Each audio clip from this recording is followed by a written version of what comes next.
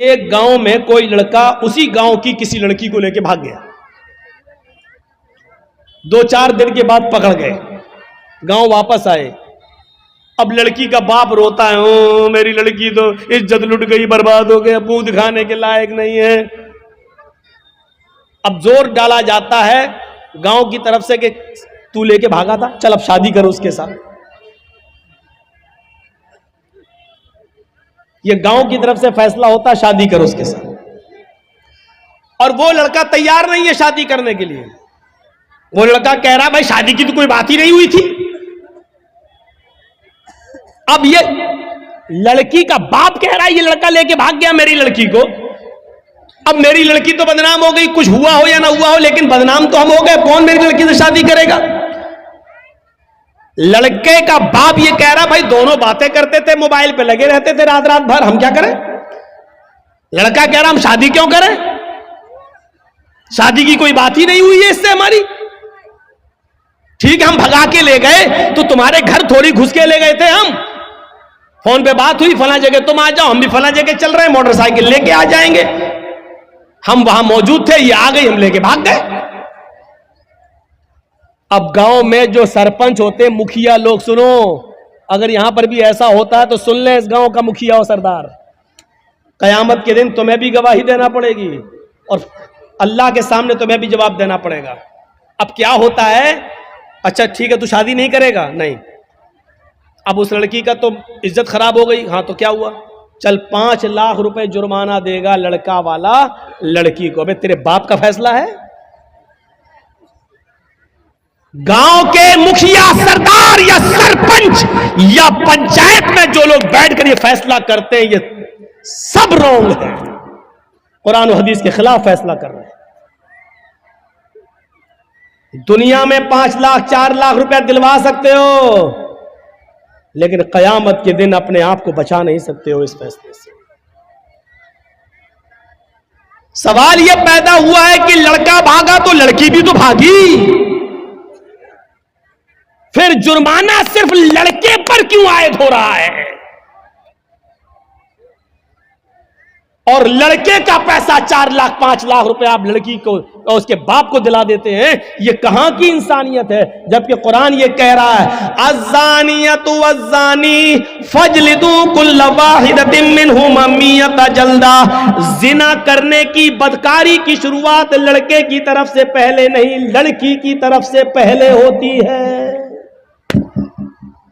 भागने और भगाने की शुरुआत लड़के की तरफ से नहीं, लड़की की तरफ से पहले होती है। ये सुई है, ये धागा है, जर्जी साहब सुई में धागा डाल रहे हैं, लेकिन सुई को हम ऐसे हटा देते हैं, धागा जा ही नहीं सकता है। जब सुई अपनी जगह पर खड़ी है, टस से मस नहीं हो रही है, तब धागा उस सुई के अंदर चला जाएगा।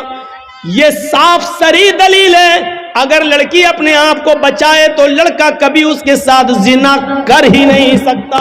मौलवी जर्जीस की बात इंडियन कानून के खिलाफ है, लेकिन कुरान और हदीस की रोशनी में है।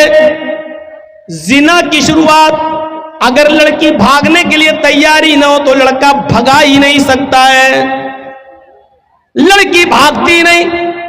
सवाल है साहब मेरा लड़का, तुम्हारा लड़का मेरी लड़की भगा के ले गया, तू तो 18 साल तक पालता रहा, फिर तू अपनी अलमारी भी नहीं बचा सका, वो पैसा भी लेके भाग गई और सोना भी लेके चली गई, जेवर भी लेके चली गई।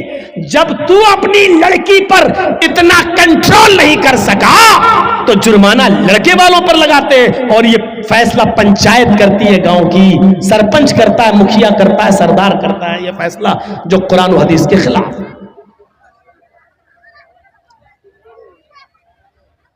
शादी हो सकती है या नहीं वो एक अलग मसला है, वो अलग जाने दीजिए। सवाल यह है क्या जुर्माना लड़के के ऊपर आयद होगा, जबकि भागने में दोनों ने बराबर बराबर की भागीदारी ली है। कोई लड़का जबरदस्ती घर में घुसकर लेकर तो नहीं गया था, आपकी लड़की भी घर से निकली, लड़का भी निकला, दोनों निकले, एक हफ्ता गायब रहे, फिर आए।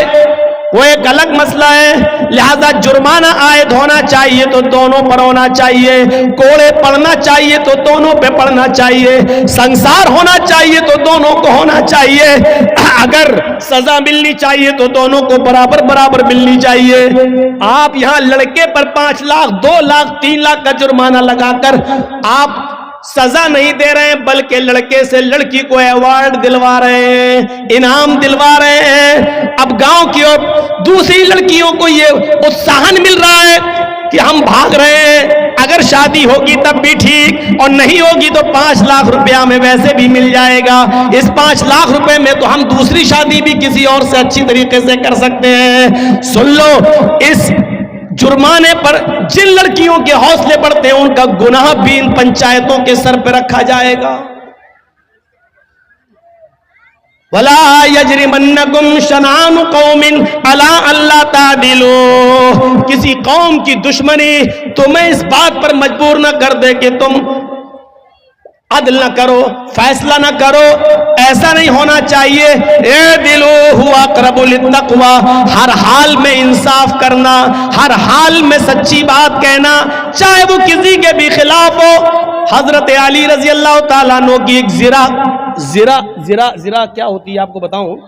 जिरा होती है, जंग में जब लड़ा जाता था तो एक लोहे की कमीज की तरह या कुर्ते की तरह एक वो होता था, वो अपने गले में डाल लिया जाता था ताकि दुश्मन का तीर सीने में न लगे, उस लोहे पर लग जाए।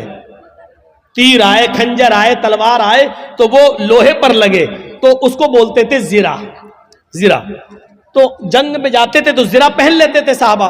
हजरत अली की भी एक जिरा थी जो घर के बाहर रखी हुई थी। हजरत अली अंदर चले गए, जिरा बाहर रखी रही। जब घर से बाहर आए तो जिरा गायब हो गई। पानी है? ठीक है, चलो आज पी लेता हूं।